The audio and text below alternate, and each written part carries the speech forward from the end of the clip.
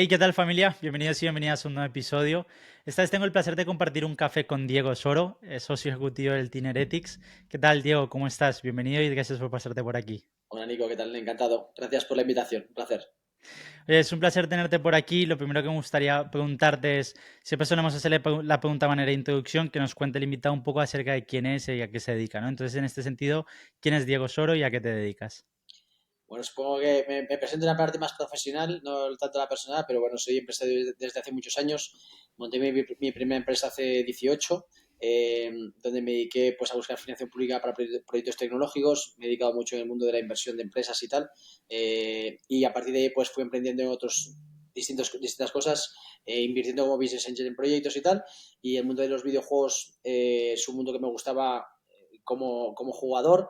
Y eso pues llegó un momento en que vi cómo se profesionalizaba el sector.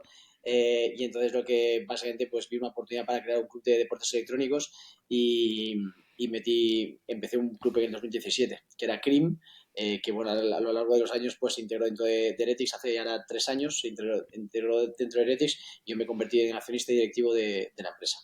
Así que de manera muy resumida, esa sería mi trayectoria. Buenísimo. La industria del videojuego es una industria que a mí me apasiona. Desde pequeño siempre fui muy fan de los videojuegos. Poco a poco es verdad que por tiempo, sobre todo, cada vez juego menos, o hace mucho que ya no juego. Me gustaría retomarlo, pero creo que la parte de los creadores de contenido han generado una adopción bastante más pronunciada en la industria, al menos como lo veo desde fuera, y que al principio se veía como que era una industria para niños o que el que jugaba era un vago, no hacía nada. Creo que esa cultura está cambiando, que también es una industria que ha evolucionado y que ha alcanzado tamaños enormes. Entonces me gustaría preguntarte un poco, tú que estás desde dentro, ¿qué tan grande es realmente la industria del videojuego? O sea, la industria de videojuegos es una industria muy grande. O sea, es más grande que la industria de la música y el cine sumados. Son más de 500 mil millones de dólares eh, eh, de tamaño de la industria. Y lo que pasa que ahí pues hay un ecosistema muy grande. En la parte de competición de videojuegos, la parte de esports es un nicho muy pequeño dentro de lo que es la industria del videojuego en su conjunto, ¿no? Y bueno, la industria del videojuego siempre ha sido grande. O sea, desde hace muchos años, desde que empezó, es grande, ha ido evolucionando desde una industria donde era paper play, que tú te comprabas un juego y era tuyo, luego el free to play, donde, oye, pues tú ya no tienes que comprarte un juego, sino que juegas gratis y luego puedes comprar cosas in-game, que es un poco lo que hizo que fuera más masivo seguramente. Luego pasamos al play to earn, seguramente, donde pues con Web3 básicamente tú puedes generar o ganar cosas dentro del propio juego, ¿vale? Activos digitales y demás. Y lo que vemos es que se transforma la industria hasta el create to play prácticamente, donde muchos de los grandes publishers están poniendo a disposición de la comunidad la infraestructura para crear juegos dentro de su juego, que me parece como un concepto súper interesante, como lo ha hecho Fortnite con la parte del creativo, etcétera.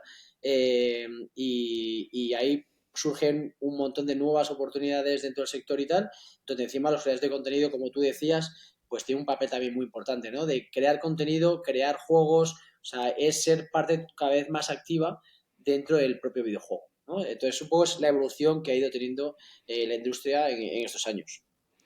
Aquí yo un poco lo que he notado es que cada vez está pasando a tener un papel mucho más importante el creador de contenido a nivel empresarial global. Es decir, hemos visto como MrBeast, que era un youtuber, empieza de repente a sacar diferentes empresas, luego a nivel hispano, pues Ibai saca su marca de La Velada, luego viene Jordi Wild, saca su marca de su batallas a nivel de UFC y demás.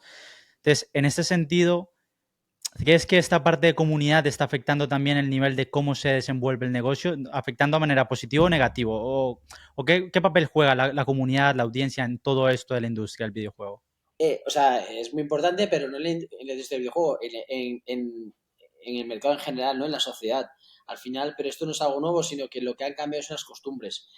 Quien tiene la audiencia tiene el poder, las marcas donde quieren estar y tal. Y eso ha ocurrido siempre. En el mundo del fútbol, pues mueve mucho dinero porque mueve mucha audiencia. Los grandes medios, pues han movido un gran mercado porque es donde está la audiencia y tiene un target claro de usuarios potenciales y demás, ¿no? en el mundo del gaming, pues o con los streamers, influencers y tal, pues ha crecido mucho y eso pues lo que hace es que donde está la audiencia es donde está el negocio al final, ¿no? Las marcas quieren estar pues porque MrBeast pues hace un vídeo y tiene millones de reproducciones, con lo cual alguien quiere estar ahí, ¿no? Pues para impactar a la audiencia y demás, ¿no? Es un tema de donde está la audiencia, está el negocio, y si la audiencia antes veía la televisión tradicional y ahora ya no ve la televisión tradicional, porque las nuevas generaciones pues están en otros sitios, en redes sociales, en YouTube, en Twitch, en otro tipo de cosas, y tiene otro tipo de costumbres, ya no ve el deporte tradicional, gente joven pues no ve un partido de baloncesto, no ve un partido de fútbol, es muy complicado, pero sí que se coge y se pone a ver un partido de League of Legends o Valorant o de Fortnite o de lo que sea, pues entonces las audiencias cambian y las marcas quieren estar donde están esas audiencias, ¿no? Para atacarlas. Con lo cual, la evolución ha sido un poco esa, básicamente. Aquí hay algo que también me genera curiosidad, hablando un poco de lo que es League of Legends y demás. Es que hace poco escuchaba en un podcast que hablan de la dificultad que tiene el juego, que de repente como que dejas de estarle prestando atención un tiempo y te cuesta mucho más entrar en toda la dinámica de la competición. ¿Crees que por esta parte esto también puede generar una cierta fricción a nivel de comunidad fans para un club de eSports? O sea, debería haber una cierta creación de contenido, porque una cosa que a mí me ha gustado mucho, como lo habéis hecho en Heretics, es que yo por lo menos es el primer club que tengo conciencia de que lo haya hecho de esta manera, que es tener un apartado de competición, del club competitivo, sus jugadores y demás, y luego una cama, digamos, de creadores de contenido que hacen contenido que no tiene que ver con League of Legends, con Valorant o con todo esto, pero que sí hace que la comunidad mantenga en su mente el recuerdo del Teen Heretics. Entonces, en esta parte es importante también tener ese recuerdo, que la gente, aunque no vea la competición, se acuerde que estáis ahí, toda esta parte, o cómo están gestionando en Heretics estas dos vertientes. Bueno, siempre hemos dicho que somos compatibles. Nosotros también nacimos como un club de esports, pero ahora somos una empresa del mundo del entretenimiento y siempre lo decimos de esa manera, ¿no? La parte de competición de videojuegos es una parte, pero yo sobre todo, y ahí compito pues con los clubes que compiten en videojuegos.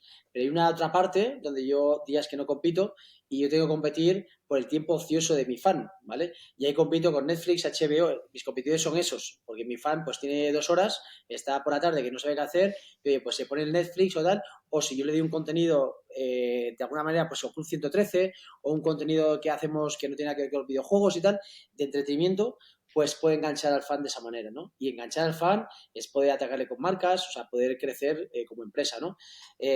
Con lo cual, siempre decimos que tenemos una doble visión de, oye, hay una parte donde compito y yo puedo generar contenido alrededor de la competición, que no solo competir, sino, oye, todo lo que se puede construir alrededor de crear leyendas que jueguen bien a los videojuegos, y una segunda parte de ser mucho más mainstream con creadores de contenido, otras cosas, otro tipo de formatos para seguir creciendo en una parte pues que no tenga nada que ver con la parte más hardcore de la competición, ¿no? Y al final Heretics es que no es un club de esports, siempre lo hemos definido como un movimiento cultural de internet, donde lo que nuestra visión es que el día de mañana, oye, la gente no se vaya, algo muy aspiracional, la gente no se vaya con una camiseta de los Chicago Bulls o de los Lakers, sino que vaya con una camiseta de Heretics porque es algo que mola, es algo que está bien, se siente identificado con una tribu, con una cultura de internet, y eso es algo divertido, ¿no? Y es un poco un tema más lifestyle y demás, es un poco un estilo de vida, ¿no? Más que la propia competición, que es una parte importante porque ahí es donde enganchas a mucha gente más fanática por el club y demás, pero que tenemos que trabajar la parte de comunidad, como tú dices, pues de esa manera. Y en este sentido, ¿qué piensas que tiene más valor a nivel de empresa, de club, de todo? ¿Es esa parte de audiencia, de llegar cada vez a más gente? ¿O esa parte, evidentemente, no es excluyente una de otra, pero esa parte de llegar a cada vez más gente o de fidelizar muy bien a los que ya tengo y generar esa comunidad, ese movimiento, esa gente que ya se siente identificada con los valores y que casi casi se pueden convertir en embajadores de marca en la sombra, por decirlo de alguna Sí, pues te forma? diría que, como dices, no es excluyente y ambas son importantes, ¿vale?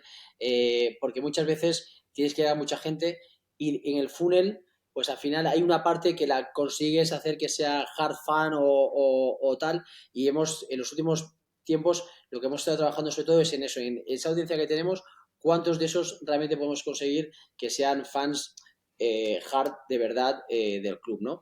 Y bueno, pues ambas cosas son importantes, es, oye, llegar a más gente y luego cómo es el funnel, cómo de todos esos podemos conseguir que los que tenemos puedan ser, pues eso, fans pues mucho más intensivos, que vengan a los eventos con nosotros, que nos apoyen físicamente en los sitios. Eh, Ese tipo de comunidad es un poco lo que hemos estado trabajando últimamente. Y en este tipo de eventos o quedadas o competiciones incluso, ¿notáis que el hecho de que haya una parte de que siguen a los creadores de contenido, que se siente identificado con Heretics como institución global, también va, aunque no tienen ni idea de los videojuegos que se están compitiendo, o esto no pasa? Yo creo que no pasa tanto, o sea, el que quiere una final de Valorant le gusta el Valorant, ¿no? Es cierto que a lo mejor si está dentro de su tribu digo, su comunidad, que le mola, pues oye, irse a un evento con sus amigos, aunque no sepa tanto de esto, la experiencia es importante. Eso yo siempre lo comparo mucho porque hemos hecho un proceso de inversa del deporte tradicional, ¿no? Yo soy, oye, el que es seguidor del Atlético de Madrid no se va al Wanda Metropolitano hay un partido del Atlético de Madrid, que también, pero podía ver en casa. Lo que va es a vivir la experiencia, ¿no? La experiencia de ir a lo mejor irse con su hijo, con sus amigos, tomarse la cerveza de antes, y gritar, llorar juntos, volverse enfadado o alegre, tal. Pero es la experiencia, eso es lo que se genera, ¿no? Y nosotros lo que queremos precisamente de allí es buscar esa experiencia, ¿no? Oye, no es ir a ver un partido de Valorant, es ir con tus amigos, pasártelo bien, pegar tres gritos, vivirlo, porque además se vive muy diferente que en casa con el móvil o la televisión, con lo cual eso es lo que tenemos que generar y lo que estamos trabajando y creo que cada vez va a ocurrir más. Nosotros nuestra visión es que el día de mañana Heretics tendrá su estadio, pues como tiene un equipo de fútbol. O sea, eso va a ocurrir, no sé en qué momento, en qué año, pero va a acabar ocurriendo, ¿no? Y de hecho, ahora hace pues 10 días la semana pasada me parece que fue, ¿no? Para un partido de valor importante que teníamos, pues oye, alquilamos un espacio en Madrid y vinieron 400 personas ahí a pegar gritos y animar al equipo y demás. Y eso cada vez lo vamos a ir haciendo más. Tenemos un espacio en el Centro Comercial de Isla Azul, es pequeño, y cada vez vamos a ir haciendo cosas más grandes. Y el día de mañana, supongo, pues diremos, oye, pues hay que dar el paso de tener nuestro propio espacio, tal. Así que bueno, esa es un poco la evolución que vamos a seguir.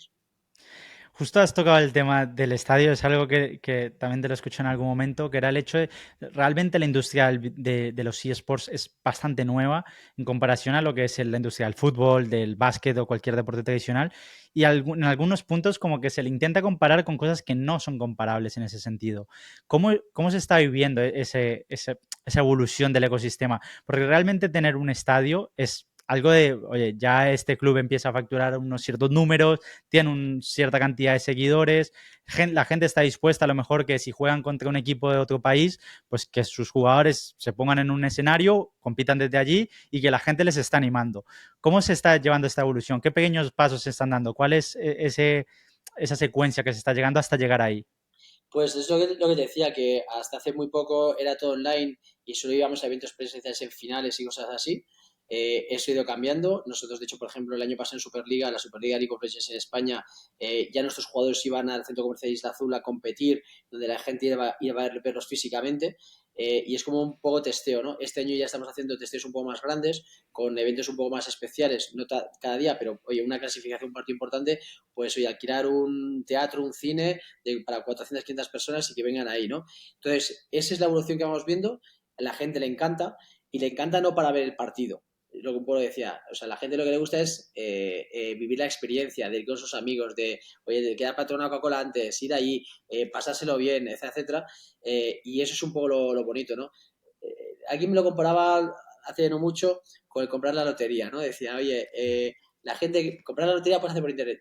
Sí, pero es que la gracia de la experiencia de comprar la lotería es ir a Manolita, coger el número no sé qué, compartirlo con tu familia, tus amigos, o sea, la experiencia esa es la que a la gente le gusta, ¿no? Y aquí en los esports vemos eso, o sea, vamos dando pasos, eh, no seríamos capaces ahora mismo de llenar un estadio de 10.000 personas seguramente, ¿no? Entonces hay que ir poco a poco, pues sean 500, luego sean 1.000, luego 3.000, luego 5.000 y el momento en que se hará tanta gente que necesitemos un espacio propio para poder hacer eso.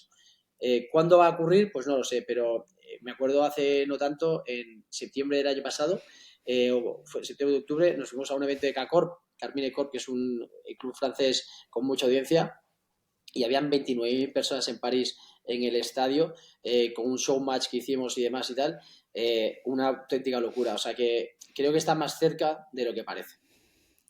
Aquí también yo creo que tenéis una papeleta bastante interesante, que es que no solo sois ese club de eSports, sino que también tenéis esa parte de entretenimiento. Entonces, oye, ¿por qué no un día un estadio, no hablemos de un estadio como el Camp Nou, en la que meter 100.000 personas va a ser una barbaridad, pero sí uno más pequeño, a lo mejor, en el que se hagan diferentes eventos, ¿no? Que se haga un episodio del podcast de 113, que se lleven artistas a tocar música y que el evento final sea ese partido competitivo. Bueno, es que, claro, esto es difícil de gestionarlo, pero ya estando en el estadio, con ese mood, con la gente ya habiendo pasado toda esa experiencia que comentabas antes tú, ¿no? Que no es solo ir a ver una competición de Valorant, de LoL o de lo que sea, sino vivir toda esa experiencia y que el evento final fuera ese partido en el que te puedes consagrar campeón, por ejemplo, de la liga, ¿no? De la LEC o de la competición que sea. Creo que esa parte sí que sería un punto de inflexión en que la gente empiece a ver que esta industria tiene un potencial mucho más grande del que parece a día de hoy, ¿no? Porque es verdad que creo que está parecido a Web3 con los tiempos que lleva desde que nació Web3, desde que nació los eSports, de cómo se ve desde fuera y cómo se ve desde dentro. Y esos pequeños hitos que se han consiguiendo, para mí es una barbaridad. Yo he visto algunos eventos, es decir, que no, el LOL lo entiendo muy poco y no lo juego. Valorant sí que lo entiendo un poco más, pero he visto competiciones en las que la gente lo vive como si fuera un partido de fútbol y yo sí que soy muy futbolero. Entonces, lo vive a tal punto de ese es mi equipo, esta es mi camiseta, mi bufanda y vengo a alentar a mis jugadores. Esto me parece una pasada y ojalá, espero que lleguemos a ese punto pronto porque el mundo necesita más diversión y menos estrés, menos inputs negativos en este sentido.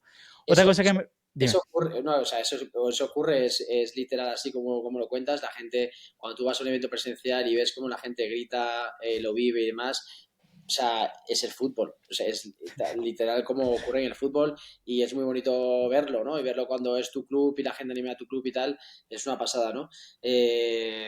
Las nuevas generaciones es lo que pasa, ¿no? Que muchos de ellos están enganchados o ya son endémicos en los esports, ¿sabes? Que es lo que ocurre, que hay una parte de la población donde va a ser difícil impactarle o tiene unas costumbres, pero los que vienen por atrás, sus costumbres son muy diferentes, ¿no? Y su cultura es muy diferente y los videojuegos les encantan y las competiciones de videojuegos les encantan. Y eso lo vimos constantemente. En Alemania, por ejemplo, en la LEC competimos en un estadio o en Valorant competimos en un estadio en Berlín y eso lo vemos constantemente, la gente como anima y demás. Esto es una pasada. Yo me acuerdo un evento así muy, muy grande que se hizo de Fortnite en Estados Unidos, que era un estadio completo con Sí. el autobús de Fortnite y todo esto. Una pasada. O sea, una pasada lo que puede llegar a generar todo este movimiento por 4 o 5 personas que al final se juntan, empiezan a ser un equipo, el equipo crece, se vuelve, es que es deporte como tal. Es verdad que no es un deporte, que muchas veces se dice, oye, ¿cómo puede ser un deporte si la gente está sentada, no está corriendo, no está haciendo... Pero a nivel mental, yo digo que una de las cosas que a mí me gusta mucho de los videojuegos es esa capacidad resolutiva que tienes que tener, ese nivel de concentración, de resolver todo lo que se te presenta, que es que al final no tiene tanta esa parte física, pero sí la táctica, la psicológica, esto me parece una pasada. Pero ¿cómo difiere un club de esports en la preparación a la competición de un club de fútbol o de un club de deporte tradicional? Pues no hay mucha diferencia, si te soy honesto. Te diría que la única diferencia entre el deporte tradicional y los esports es que en los esports hay un dueño del balón, ¿vale? En el deporte tradicional, pues eso no ocurre. Y eso tiene muchas connotaciones a la hora de hacer competiciones y demás. O sea, la Superliga que quieren hacer en el fútbol no podía hacerse en los esports porque el publisher te tiene que validar eso. Y como es el dueño y tiene la IP del juego, pues puede decidir cómo se hacen las competiciones en su videojuego y demás. Con lo cual, ese es un punto importante, la diferencia. Lo que es la gestión del equipo y cómo se contratan jugadores y tal es muy parecido. Están los ya ahí, o sea, se ha profesionalizado mucho. Ahí están los agentes, tenemos psicólogos deportivos, entrenadores, analistas. Las rutinas de trabajo son muy parecidas, la buena alimentación, el cuidarse. O sea, generalmente el resto de cosas es muy parecido. La edad de los jugadores de esports y del deporte tradicional es parecida también, porque llega un momento en que los reflejos pues no son iguales, o pasa también como pasa en el fútbol tradicional, en el fútbol, por ejemplo, que hay jugadores, pues oye, de repente se hacen influencers, ganan mucho dinero por ahí, y a lo mejor luego la competición pues es muy dura y prefieren, oye, ser creadores de contenido, ¿sabes? Y a partir de 27, 28 años pues empiezan a ser mayores, ¿no? A pesar de que hay excepciones, pero vienen niños de 15, 16 años pues mucho mejores o lo que sea, ¿no? Entonces, y la rutina de entrenamiento y demás es bastante parecida, la verdad. Yo en su día que gestionaba un equipo de League of Legends para el Real Betis, teníamos algunas charlas con jugadores del fútbol, con los de League of Legends, me acuerdo que en esas charlas y comentaban, oye, ¿cuál es vuestra rutina y tal? Y eran parecidas. Cambiaban los horarios, porque los de fútbol entran por las mañanas y tal, y los de esports son más de tarde, pero más allá de eso era muy parecido la preparación para los partidos y demás. Qué bueno. Oye, y otra cosa me impactó mucho cuando lo conocí, que era el hecho de que Heretics desde el inicio es un club rentable y que tiene EBITDA positivo, cosa que yo realmente tenía la percepción completamente diferente. O sea, la mayoría de clubes de eSports que había escuchado eran súper difícil de volver rentables, que no tenían EBITDA positivo, eran financieramente casi casi un destrozo que no se sostenía, que los números no encajaban. ¿Cuál ha sido el secreto del Team Heretics para que esto sea posible y que desde el minuto de los primeros minutos sea rentable? Bueno, pues un poco en línea de lo que te estaba diciendo desde el principio, al final Heretics no nace para competir. Uno de los grandes problemas de los equipos que compiten es que para competir yo quiero ganar y para ganar necesito los mejores jugadores y pagarles más dinero y tal, que es un poco lo que pasa a los equipos de fútbol, que están ahogados porque si tienen 1 millón de euros más, 1 millón de euros que se van para pagar a un nuevo jugador o para subirles el salario y demás, ¿no? Y Heretics no nace con esa filosofía, o sea, nace con la filosofía de hacer una marca aspiracional muy fuerte, con muchos seguidores, y cuando construyes eso, que cuesta construirlo, obviamente, es cierto que Heretics pues nace pues con unos creadores de contenido importantes como es Gref o Giorgio, etc, y luego se van entrando otros, pues al final, cuando construyes eso, eres un canal muy importante para llegar a una audiencia, ¿no? Y con ese canal es más fácil tener clientes, sponsors, marcas que quieran estar contigo, ¿no? Con lo cual, la construcción de todo es un poco al revés de lo que hace un equipo de esports normal, donde, oye, yo contrato a mejores jugadores para ganar y no sé qué. Y si no ganas, ¿qué pasa? O sea, el problema de la gente que solo le vale ganar es que solo gana uno y es muy difícil es muy fácil que te vaya mal la competición y cuando ganas, ¿qué pasa? ¿Cuál es la narrativa como marca, los atributos que tienes como marca y demás, ¿no? Entonces, Heretics no es un equipo donde es necesario ganar. Queremos ganar siempre, porque somos ganadores y a todo el mundo le jode perder, ¿no? Pero oye, si no se gana, pues tenemos otras cosas. Nosotros tenemos otros atributos que son los que vamos a potenciar, ¿no? Así que yo creo que es un poco el secreto es ese, es crear una marca que trascienda de los esports, mucho más mainstream. Fuimos el primer equipo de esports en tener un futbolista como embajador que era Reguilón, el primer equipo de esports en tener a un rapero como embajador que era Chuti, el primer equipo de esports en tener un influencer en el mundo de la moda como Baikalitos. O sea, al final la idea es impactar en distintos territorios, siempre con la marca de Heretics, marca muy aspiracional, y luego trascender a cualquier embajador. A día de hoy Heretics no depende de un embajador. Muchos clubes de esports que tienen un influencer determinado importante y tal, pues dependen de un influencer en concreto, ¿no? Y si se va, tiene un problema. Heretics como marca ha trascendido eso y obviamente si tienes un buen jugador, un Jankos, por ejemplo, de League of Legends, que es un tío pues con muchos seguidores y demás, pues siempre te viene bien como si el Real Madrid tiene Cristiano Ronaldo, pues oye, pues una simbiosis perfecta. Pero el Real Madrid sin Cristiano Ronaldo sigue siendo una marca tremendamente potente, ¿no? Pues nosotros, de manera análoga en los esports, pues un poco la idea, ¿no? Crear esa marca tan fuerte, eso es lo que nos hizo desde el principio, pues poder asociarnos mejor con patrocinadores y demás, y a partir de ahí pues vas creciendo de manera orgánica a medida que vas teniendo más revenues y demás y hemos ido creciendo sin parar durante los 8 años que vamos a hacer ahora siempre con beneficios, con lo cual es un orgullo y dice mucho de cómo se ha gestionado el club desde el principio. Yo he de reconocer que esta filosofía me encanta porque soy un apasionado del fútbol, lo competí desde que tengo uso de memoria y llegó un punto en el que sentí que el fútbol y los deportes estaban generando personas frustradas, porque finalmente lo que comentabas tú gana uno y el trabajo de los demás también valen, los demás también se preparan, los demás también invierten su tiempo, su dinero, sus esfuerzos en prepararse para ganar, pero es que es uno el que gana. Entonces, parecía que hacerlo bien, que tener un proceso honesto, con esfuerzo, con disciplina, no era suficiente si no te colgabas la medalla de campeón.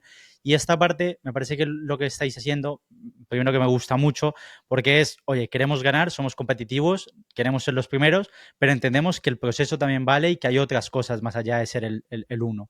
Y aparte de eso, que lo que estáis haciendo es como generar diferentes, muchas patas para la mesa, que en el momento en que falte una, pues habrá otro número de patas que sostendrán esa estructura y que la mantendrán firme. Entonces, habéis cambiado un poco el competir para entretener por el entretener para competir. O sea, sois esa parte de entretenimiento que si todo esto funciona bien, luego podéis competir de la mejor manera, ¿no? Un poco es lo que he entendido. Exacto, es así.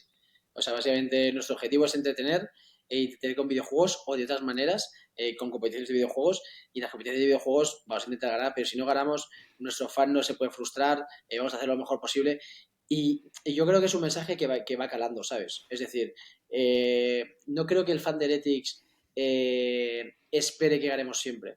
Y te lo digo muy honestamente, o sea, estoy en grupos de WhatsApps con la comunidad, en tal, un poco y yo lo que veo, o sea, al final lo que se exige es que seamos competitivos, que estemos ahí, si ganamos pues mucho mejor y nos vamos a llevar una alegría.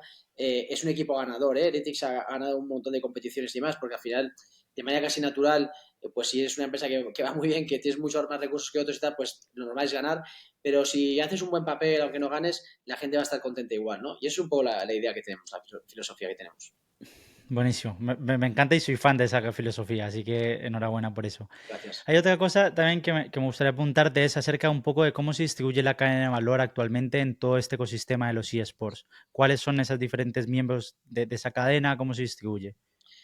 Bueno, aquí en los esports hasta ahora ha ido cambiando con el tiempo, o sea, la cadena es la misma, pero sí los poderes y los pesos, ¿no? A día de hoy pues estaba el más importante que es el publisher, del que se cree que crea el videojuego. Obviamente, sin ese no tienes nada más, ¿no? Hay uno que es el que crea el videojuego, ¿no? Y luego a partir de ahí se construye el ecosistema de los esports, que es cómo se compite en los videojuegos. ¿Y por qué el publisher tiene deseos de que su equipo, su juego sea un juego competitivo? Porque hace que perdure en el tiempo, ¿vale? Puede ser un juego pues que sea un one shot, yo sé, un juego que dure pues X meses, lo que sea, y luego se saca otro juego y otro juego y otro juego. Oye, juegos que, Este es estilo Call of Duty, ¿no? Más o menos. bueno, Call of Duty sigue de por vida, ¿no? O sea, O sea, ¿cuántos? me refiero a que cada año sale uno nuevo No, pero y no el... hablo como uno nuevo, sino que hablo más como juegos, videojuegos que salen y que duran un año en el mercado, ¿sabes? Si al año la gente deja jugar y el publisher pues tiene que crear otro juego. Y hay muchos Vale, vale. publishers que juegan, hacen juegos muy rotativos, ¿no? Pero hay juegos que su visión inicial es para quedarse en el tiempo, ¿no? Y una manera de que ese juego se quede en el tiempo es crear unas competiciones alrededor de eso que crean leyendas, jugadores, narrativas y tal, y eso puede perdurar siempre, ¿no? League of Legends, Call of Duty, Counter-Strike, son juegos que llevan muchísimo tiempo, ¿no? Y yo no veo, o sea, League of Legends, por ejemplo, no veo que nadie vaya a desbancarlo como eSport número uno en el mundo. Y surgirán otros, pero puede durar infinito, ¿no? Y obviamente, pues para que dure infinito, pues van haciendo mejoras en el videojuego, hay nuevos parches, hay tal, porque es la manera de dos cosas, de que el jugador nunca esté en la zona de confort, siempre tiene que estar actualizándose y como tú decías antes, si alguien se va y se duerme 2 años, cuando vuelve el juego ha cambiado, ya no es el mismo, ¿no? Y hay otra parte también que es un poco el tema de la dopamina. Una diferencia con el deporte tradicional es que tú un partido de fútbol, a lo mejor pues estás ahí y estás 90 minutos y dices, qué coñazo, yo no sé qué hago aquí, ¿no? No ha pasado nada, solo ha habido que faltas, pérdidas de tiempo, no sé qué, o sea, ¿qué hago aquí? O sea, aburrido, ¿no? Y en los esports, en League of Legends, por ejemplo, pues siempre ocurren cosas, o tal, siempre en minutos no sé qué va a ser el dragón, se van a pelear, no sé qué, o sea, hay momentos y los videojuegos están creados para crear esos momentos, ¿no? O en Counter-Strike, pues los mapas, no sé qué. Entonces, la diferencia con el deporte tradicional es que los videojuegos siempre ocurren cosas durante tal, entonces la dopamina es muy alta, ¿no? Y por eso engancha tanto también. Así que un poco, volviendo a la pregunta del principio, el publisher es importante, deben se crear las competiciones, que las hace el propio publisher o terceros, que son organizadores de ligas. Aquí quien ha creado muchas de ellas en España es MediaPro o Gigitech, etcétera.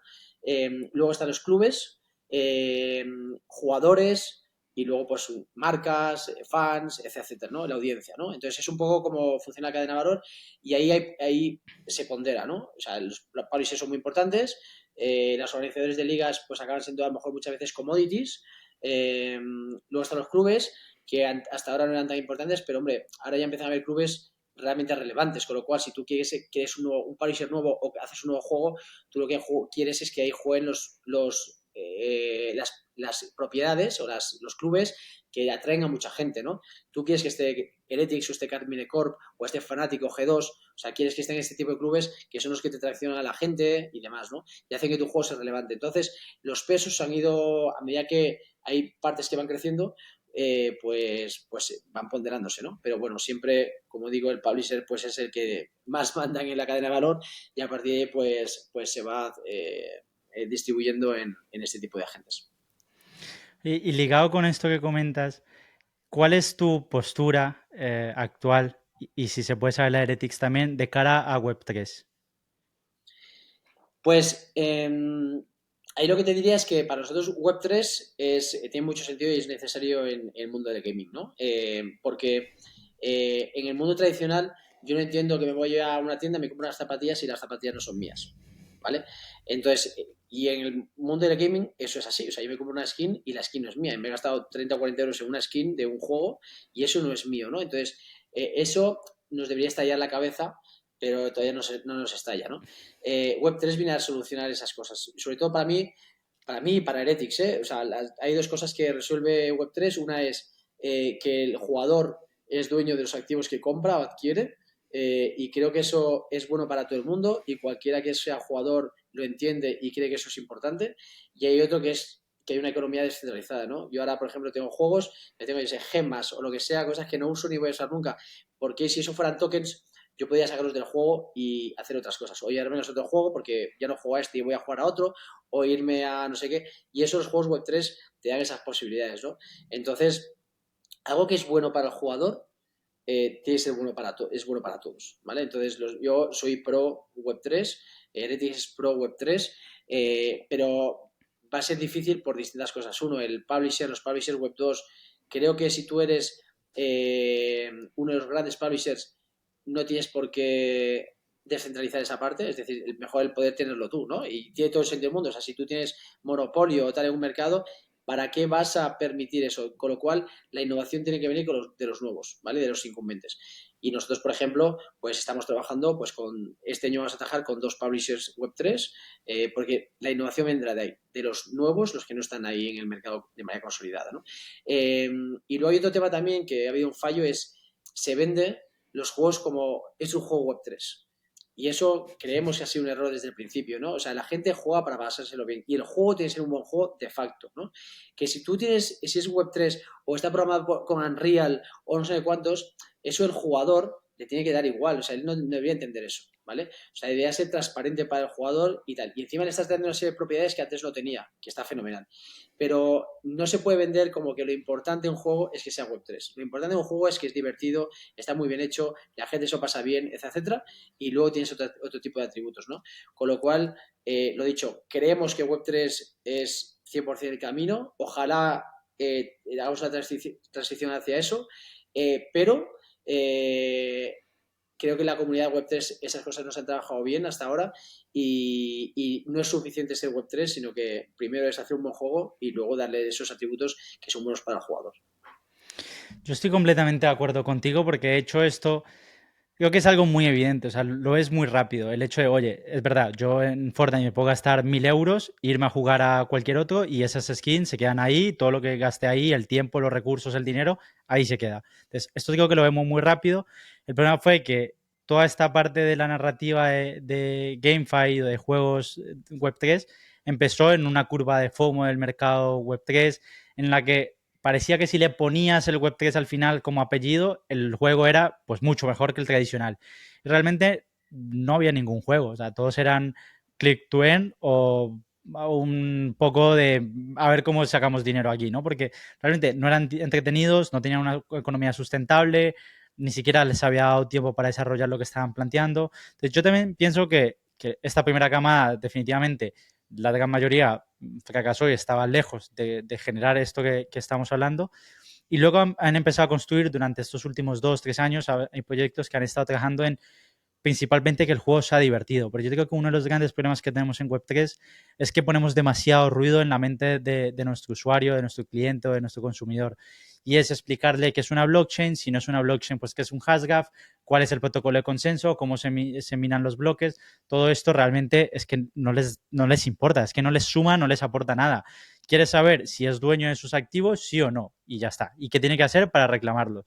Y divertirse, sobre todo. Nadie quiere llegar a casa a jugar LOL como un trabajo. Bueno, en el caso de los jugadores profesionales, sí, pero el usuario que quiere consumir el juego para divertirse no quiere llegar a las 10 de la noche y sentir que se va a poner a trabajar, a ver cuánto dinero gana. Quiere pasárselo bien con sus amigos y vivir esa experiencia, ¿no? Que hablábamos antes.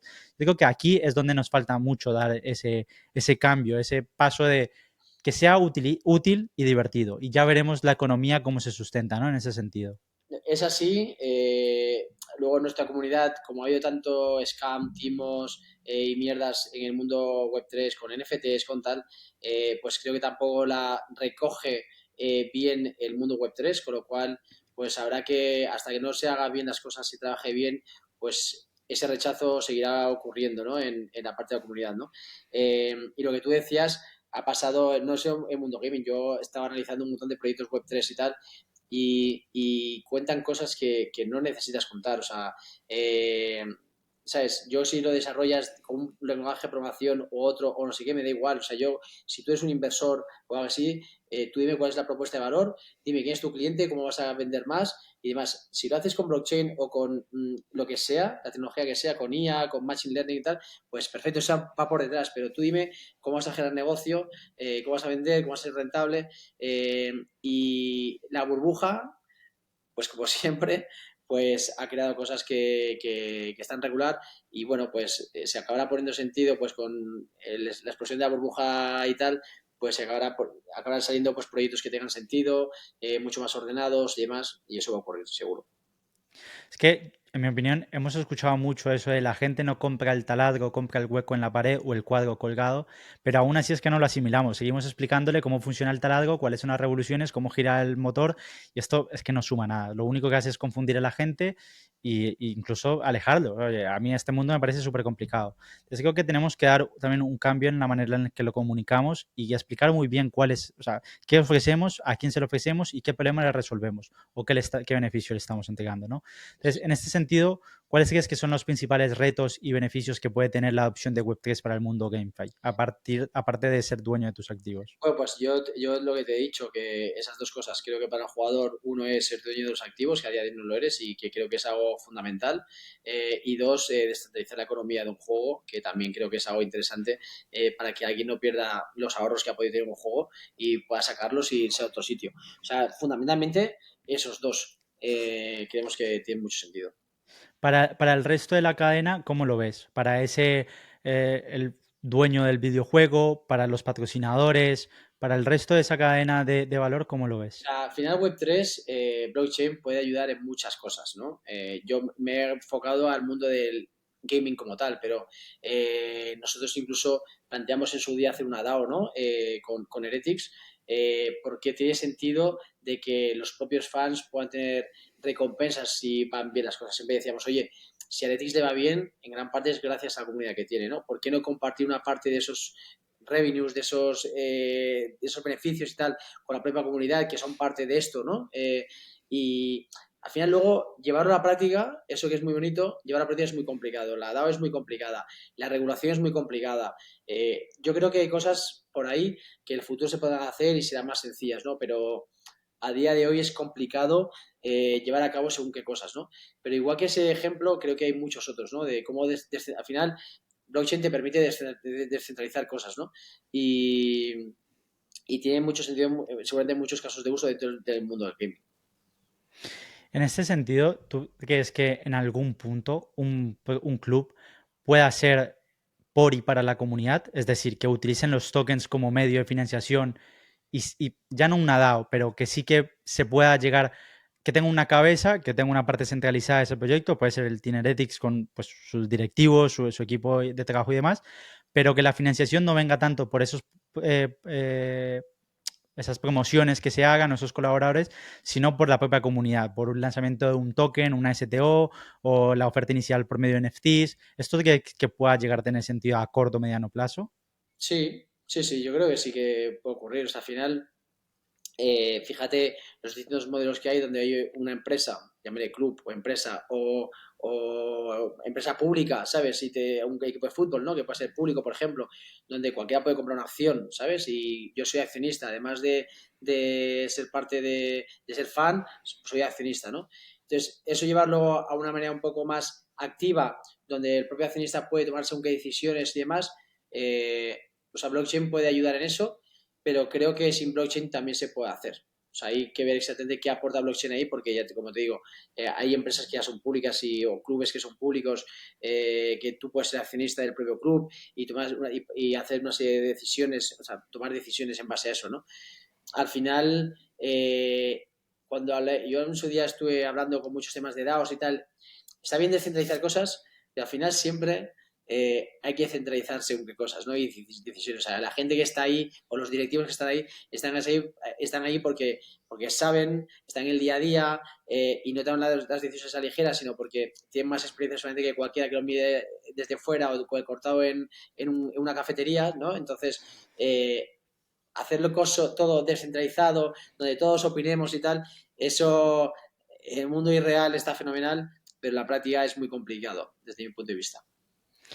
Esto que has tocado es algo que, bueno, nosotros estamos construyendo en una red que no te voy a dar todo el ruido que hablábamos antes de explicarte todo lo tecnológico, pero sí que tiene un poco esa filosofía de decir, oye, es que no cualquiera puede tomar ese tipo de decisiones, porque no tiene sentido, porque tú no, a lo mejor tienes dinero, a lo mejor tienes tokens, pero no estás capacitado para tomar este tipo de decisiones. Entonces lo que han hecho es hacer un consejo de gobernanza, como un estilo del Consejo de Sabios de Star Wars o algo así, en el que son ellos los que toman esas decisiones, pero tienen que dar esos resultados o esa acta de las reuniones y esa información a la comunidad como tal. Entonces, digo que esto, para mí, en mi opinión personal, tiene mucho más sentido que lo que es una DAO descentralizada donde no puedes medir qué tan capacitado está el que vota para tomar según qué decisiones, ¿no? Que es un poco lo que comentas tú. Claro, pero fíjate que, o sea, esto es las empresas reales son así. Me refiero, cualquier empresa cotizada que tiene una parte de sus acciones en bolsa, la gente puede invertir y demás, pero al final hay un consejo de administración o hay una directiva que son la gente ejecutiva, que son los que están ahí, los que firman las cuentas y demás, y los que dan la información sobre los resultados, ¿sabes? Y la comunidad barra, en este caso los accionistas, son los que dicen si lo hacen bien, si lo hacen mal, y no ya no ellos solos, sino el propio mercado, si la acción sube, baja. Entonces, creo que no estamos reinventando la rueda, algo que ya existe de otra manera. Entonces hay que ver exactamente blockchain dónde puede ser diferente. O sea, puede hacerlo más rápido con menos regulación.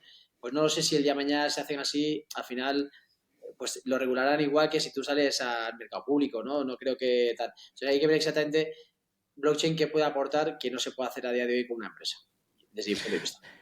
Estoy de acuerdo contigo. De hecho, yo también pienso que en algún momento se quiere poner demasiadas cosas y pasar de 0 a 100, pasar de un modelo centralizado a uno descentralizado, anárquico y cada uno monta sus reglas. Estoy de acuerdo en ese sentido. Yo el potencial que le veo en ese tipo de cosas a la blockchain, al Web3 y demás, es el volver a recuperar la propiedad. Ya no solo esos activos que hablábamos antes en los videojuegos, sino también de la comunidad. O sea, al final es difícil que una empresa como Heretics de repente Twitter o cualquier plataforma social le cierre sus redes sociales. Es difícil, puede pasar, pero es mucho más difícil que lo que le puede pasar a un creador de contenido pues, más pequeño y que esté un poco más vulnerable. Entonces, en ese sentido, digo que lo que hacen la Web3, los NFTs sobre todo, es volverte a dar ese control. Es decir, tú eres dueño de esa audiencia, esa comunidad, tú decides a qué red social la llevas, ¿no? Un poco lo que vemos es Web2 es un modelo en el que tenemos al creador, la empresa, la marca en un punto, luego tenemos las aplicaciones centralizadas y en tercera instancia tenemos ya la comunidad. Y Web3 presenta un cambio en esa estructura, que es tenemos el creador, la marca, después tenemos la comunidad y ese creador y marca son los que se conectan a diferentes dApps. Las diferentes dApps son un servicio que mejora la experiencia para esa comunidad, pero no son dueñas de esa comunidad como tal. Yo digo que ahí es donde hay un poder bastante interesante que difiere bastante más de Web2, ¿no? ¿Cómo lo ves tú? Lo veo regular y es un debate muy interesante que lo he tenido muchas veces con creadores, incluso grandes, influencers grandes y tal. Tú tienes un canal de YouTube muy grande, ¿cuánto eres tú y cuánto es YouTube? Y seguramente si tú ese canal en vez de en YouTube lo hubieras hecho seguramente en otro sitio, no habrías crecido de la misma manera o algo así, ¿vale? Entonces, la plataforma muchas veces la audiencia de dónde está, en la plataforma donde están los creadores, ¿no? Twitter, sin el influencer X sigue siendo Twitter y el influencer X sin Twitter es el mismo o no lo es, ¿no? O sea, hay un debate interesante de quiénes son los usuarios, de Twitter o de YouTube o del creador, ¿no? Y no es trivial la respuesta, ¿no? Es un poco de ambos, ¿no? La realidad es que son plataformas centralizadas que si mañana te quitan el canal o te banean la cuenta, o pasa en Twitch y demás, te quedas sin trabajo. Y eso ocurre así y tiene un problema los creadores. Pero la solución no es tan sencilla porque realmente hacer streaming en otro sitio, la realidad y lo que se ha visto es que no es tan fácil. O sea, pasar de plataforma a otra o es un creador súper grande que tal, pero Aún así, ¿eh? aún así es complicado, Aún ¿sabes? así. Aún así es complicado, con lo cual nunca sabes muy bien de quién es la plataforma. Yo, lo que nosotros, o sea, nosotros somos muchos más agnósticos en Heretics sobre la visión de eso. O sea, al final, nosotros sabemos que la audiencia va a estar en distintas cosas y ahora mismo a lo mejor está en TikTok y mañana está en una nueva red o una nueva manera de comunicar, porque incluso eso va a ir cambiando con los metaversos, con no sé qué. Entonces, o sea, surgirán nuevas cosas. TikTok hace 3 o 4 años no existía prácticamente y mira lo grande que es ahora, ¿no? Entonces, Heretics tiene que estar donde estén esas plataformas y llevar nuestra audiencia y sobre todo saber comunicar en esas audiencias, porque no es lo mismo cómo comunicas el uso de Twitter con el de Instagram, con el de TikTok, con YouTube, Twitch, y encima van evolucionando también con el tiempo, ¿no? Ahora YouTube, pues con el algoritmo, pues premia todo tipo de contenidos. Entonces, lo importante es saber darle enfoque al contenido adecuado a la audiencia y red y plataforma adecuada, ¿no? Y intentamos trascender de quién es el usuario, quién es no sé qué, nuestra audiencia está ahí y tenemos que impactarla de la manera que ellos quieren que sean impactados en la cadena o el canal correspondiente, ¿no? Y mañana en otros canales y seguiremos pues evolucionando y aprendiendo de lo que surja, ¿no? Y nuestra comunidad pues supongo que nos seguirá allí donde vayamos, que es la idea. Sí, nosotros lo que hemos visto es diferenciar esa parte, primero, de no competir esa parte, porque es totalmente cierto lo que hablas tú. O sea, a nivel de la plataforma se beneficia no de un creador, sino el conjunto de ellos, por eso es tan dispar la economía y la monetización, pero el creador sí que está, bueno, a nuestro parecer, demasiado expuesto en este sentido. Entonces, en ese lo que vemos es que estas plataformas centralizadas son una gran fuente de audiencia, de volverte pues muy conocido, o de repente TikTok tiene un algoritmo que para el pequeño creador es maravilloso, en el que no premia tu nombre, tu reputación, sino la calidad de ese contenido y qué tanto le interesó a la gente. Te puedes hacer viral con uno y al día siguiente no te ve nadie. Esto creo que es positivo en ese sentido, pero la parte de la comunidad es esa otra parte, ¿no? Un poco por hacer el símil es, en Web2 tenemos los emails, que todas las empresas o la gran mayoría de empresas intentan recoger los emails de sus usuarios para mantener ese canal directo con ellos, a la misma vez que trabajan todas esas plataformas centralizadas, redes sociales, pues YouTube, Twitch, Twitter, la que sea, ¿no? Vemos que esta parte de Web3 va a ser ese email, pero mucho más potenciado, porque va a permitir hacer según qué cosas más trazables, con una base de incentivos mucho mejor, con una interacción más directa, más cercana también. Entonces es un poco como lo vemos, de sigue trabajando estas plataformas sociales para ganar gente, que es un poco el embudo, ¿no? Lo que hablábamos antes, lo que decías tú, tener ese embudo donde las plataformas sociales lo que van a hacer es darnos mucho alcance, darnos mucha exposición y luego los más fieles, los que más identifican, que tengan ese token, que sepamos quiénes son, que si el día de mañana viene una plataforma descentralizada que nos ofrece una mejor opción, una mejor experiencia, pues que todos ellos puedan coger su wallet donde tienen el NFT, el token fungible o lo que sea, loguearse y tenerles a todos de nuevo allí, ¿no? Y que no sea tan complicado como es en Web2, que un poco lo que te decía, aún que seas muy grande, es igual de complicado porque el fichaje de Ninja por Mixer parecía ser que Ninja lo iban a seguir hasta el fin del mundo y realmente no fue así. Realmente Mixer terminó cerrando, Ninja terminó volviendo a Twitch y todo volvió a su punto. O sea, Twitch Ahí creció y Ninja decayó. en lo que tú dices, lo interesante es saber cuánto te puede ayudar Web3 para eso, porque tú ya puedes recoger el correo electrónico y el teléfono de un usuario y escribir por WhatsApp o lo que sea, y no necesitas nada complicado. Y sobre todo, es más sencillo para un usuario solamente recibir un email o un WhatsApp que ir a la wallet, a no sé qué, donde el 95% no tiene las capacidades o, no, o el interés, o sigue siendo muy complicado. O sea, hay una barrera realmente de usabilidad Web3 de la leche todavía. Y sí que es cierto que hay plataformas que si criptan, que si no sé qué, que lo que hace es que sea mucho más transparente, mucho más fácil para el usuario, pero hay cosas, cuando hablas de wallets y demás, hay cosas que siguen siendo todavía complicadas para los usuarios y hay que intentar, un poco lo que decíamos antes, de que el usuario no, o sea, no sea consciente de que está eso por detrás, sino que vaya sencillo, va a un sitio y ahí tiene su perfil o lo que sea, ¿sabes? Entonces, bueno, se irá ocurriendo, pero tampoco sé hasta qué punto aporta algo nuevo que no puedes hacer a día de hoy. Oye, pues tu base de datos con los teléfonos y los correos de tus propios fans o usuarios y demás, ¿sabes? Sí, aquí, o sea, primero te agradezco un montón todo este feedback, no solo porque te abre perspectivas diferentes y porque se ve también cómo se está viendo a nivel institucional o de clubes o de empresas desde esa parte, sino porque uno de los últimos productos que estamos sacando, que son una de las últimas dApps, es las plazas, que es este aspecto, ese espacio social de acceso tokenizado. Y precisamente lo que buscamos es eso. Y estamos buscando también conocer cuáles son esas fricciones del usuario, porque realmente es muy complicado. Web3, yo personalmente, y creo que la mayoría coincidimos en que tiene una curva de aprendizaje bastante pronunciada, con muchas fricciones, donde según en qué red, pues tienes que pagar unas comisiones altísimas, o se te colapsa, o pierdes la frase semilla.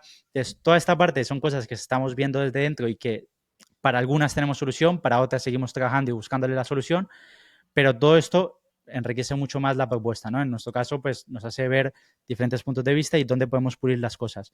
Y lo que estamos viendo también, un punto, no sé si cómo lo ves en ese sentido, es la parte en la que el usuario, el miembro de la comunidad, pueda salirse en el momento que quiera e incluso estar dentro de ese proyecto, ¿no? Un poco en el sentido, volvemos a esto de las acciones, ¿no? El funcionamiento es un poco parecido, aunque no es realmente un activo financiero, sino un token de utilidad en el que accedes a diferentes beneficios. Pero en el momento en que tú quieras salir de ahí, y que, bueno, también creemos que las comunidades deberían de ser, mantener un cierto nivel de escasez en Web3, sobre todo. Más que nada, según el modelo, ¿no? Si lo haces demasiado abierto, puedes convertirlo ya en una gran audiencia en la que es difícil darle ese beneficio a cada uno y mantener el control de todos. Pero en este sentido, el usuario que tiene el token puede entrar y salir de la comunidad cuando quiera, bajo el precio que él quiera y que considere, ¿no? Creo que todo esto lo que hace es coger muy buenas cosas del mundo de las acciones, del mundo de las newsletters o emails, del mundo centralizado, del mundo descentralizado, pero estoy contigo en que hace falta pulirlo y sobre todo facilitar demasiado la interacción con todo esto, ¿no? Que la gente no tenga que hacerse una maestría de Web3 y de blockchain para saber dónde tiene que custodiar sus activos, cómo lo tiene que custodiar y qué pasa si los pierde, que es que esto ya es lo peor. Bueno, de hecho, una anécdota muy pequeña, mi novia entró al mundo de Web3 por los videojuegos y lo primero que hizo fue perder sus claves privadas. O sea que por ahí en alguna wallet tendrá sus activos de alguno de esos juegos, creo que era PBU, que bueno, finalmente ese juego también fracasó, pero es algo que hay que trabajar fuertemente para eso, para generar una adopción y sobre todo para generar utilidad en el creador, en la marca y en los miembros de los Ahora usuarios. había un protocolo Lens, no sé si te suena, que básicamente lo que pretende es eso, que el creador de contenido sea dueño de los usuarios, no la plataforma, y la plataforma sea una commodity como un frontend, pero que tú si te vas de una a otra, pues te puedes llevar a tu comunidad, ¿no? El tema es que eso funcione o no funcione, o sea, en el mundo real, ¿no? Que alguna de esas plataformas funcionen y se haga en realidad, que eso es lo que veo complicado, desbancar a los grandes players de redes sociales, los grandes canales, ¿no? Pero bueno, veremos a ver. Sí, yo digo que todo este tipo de empresas que tengan este enfoque van a tener que hacer un poco lo que comentabas tú, el mundo del videojuego. Que no va a ser el Call of Duty o League of Legends el que venga a desarrollar su plataforma Web3 o su juego en Web3, porque realmente a día de hoy no le interesa. Primero, porque la mayoría de su comunidad desconoce este mundo y tampoco tiene demasiadas ganas de entrar. Y segundo, porque tienen el monopolio, tienen el control, tienen los beneficios. Entonces tampoco les interesa demasiado. Van a tener que ser estas pequeñas empresas de videojuegos las que desarrollen. Y por la parte bueno, lo que estamos hablando va a ser un poco igual. Enfocarte en la gente que ya está en Web3, que entiende, que sean esos primeros adaptadores, digamos, en esa curva, que sean los que le den y moldeen mucho mejor tu producto, porque incluso dentro de Web3 hay mucha gente que no la entiende, que esto también es algo que cada vez te vas dando cuenta más, y ir afinando la curva y sobre todo que si esto no es útil, no tiene ningún valor. El precio reflejará el valor que tenga en su momento y el objetivo es hacerlo útil y que Web3 realmente solucione un problema porque no siempre encaja y no siempre es la mejor opción. Entonces, en ese sentido estoy completamente de acuerdo contigo. Así que, oye, ha sido un placer enorme contar contigo, Diego. He aprendido un mundo nuevo del mundo de los eSports, de cómo se está gestionando los clubes, de todo lo que estáis haciendo en el Team Heretics. No sé si quieres utilizar el último espacio para anunciar algo que se venga o cuáles son los planes de Heretics de cara a 2024, si se puede contar algo. Y si no, pues darte las gracias por estar aquí y compartir este café con Nada, ha nosotros. sido un placer, encantado. Este año pues va a seguir siendo un año muy bueno para nosotros. Nuestro objetivo siempre es seguir creciendo como empresa a nivel de facturación, revenues y demás. Teníamos un reto este año que era estar en Estados Unidos, que entramos con Miami Heretics, con la franquicia Call of Duty, y en las próximas semanas tenemos un anuncio muy potente también, pero no lo puedo decir, no puedo hacer spoiler, con lo cual hay que estar un poco vigilando las redes porque quedan pocas semanas para que ocurra. Así que nada. Pues este café va a salir el jueves, así que la gente que esté pendiente ahí en las redes sociales de Tineretics y las tuyas para conocer ese anuncio. Muy bien, pues nada, Nico, un placer. Gracias por todo. Diego, un abrazo grande, cuídate, gracias por estar por aquí.